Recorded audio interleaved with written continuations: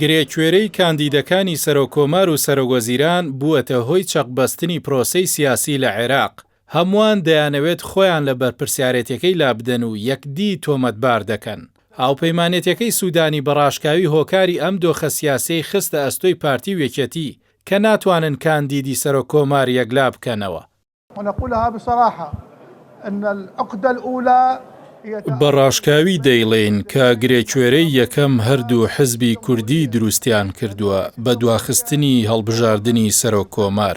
لەبەر ئەوەی سەرۆکۆمار هەڵدەستێت بە ڕاستپاردنی سەرۆکوەزیران، لەبەر ئەوە تەنیا کاری حکوومەت ڕانەگیراوە، بەڵکو کاری پەرلەمانیش وەستاوە. چونکە خۆتان دەزانن زۆرینەی دانیشتنەکانی جددی نییە و لە ئاستی خواستی گەلی عێراقدا نییە و لیژنەکان پێک نەهاتوون. لەبەرەوە پێویستە لەسەرمان بە جددی کار بکەین بۆ کۆتایی هێنان بەم دۆسیە و یەکەم هەنگاومان هەڵبژاردننی سەرۆکۆمار بێت و ئەم پەکخستنە ڕابگرین کە دۆخی عێراقی تێکداوە. ئەگەرچی دوو حزبی دەسەڵاتداری هەرێم بە ئاشکرا لەبەر پۆست و بەرژەوەندی حزبی هۆکاری یەکلانەکردنەوەی کاندیدی سەرۆکۆمارن، بەڵام پەرلەمانتارانی کورد ڕەتی دەکەنەوە کێشەکە سەرۆکۆمار بێت.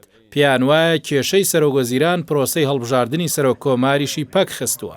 خۆی ڕاستەیە کورد تا ئێستا ڕێک نەکەوت، بە تایبەتی دەسەڵات ڕێک نەکەوتووە لەسەر کاندیدێک بۆ سەرۆکۆمار. یعنی یەک کاندیدیان نییە، چەندین کاندیدمانێنانی تقریباً 14 کاندیدمان هەیە لە بۆ سەرۆکۆمار، بەڵام کێشە ئەسڵیەکە سەرۆکۆمار نییە، کێشە ئەسڵیەکە سەرۆکوەزیرانە.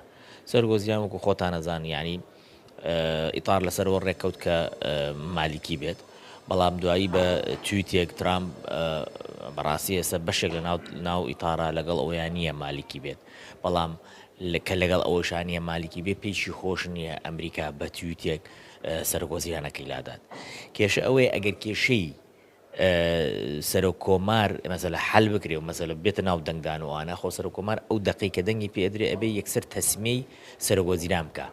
لەبەرەوە ئیتار ڕێک نەکەوتۆ جارەکانە سەر سەرۆکوەزیران و نازانن چ بکەن بۆ مەسەلەی سەرۆکوەزیران، مەسەلەی سەرۆکۆمار دواکەوتووە.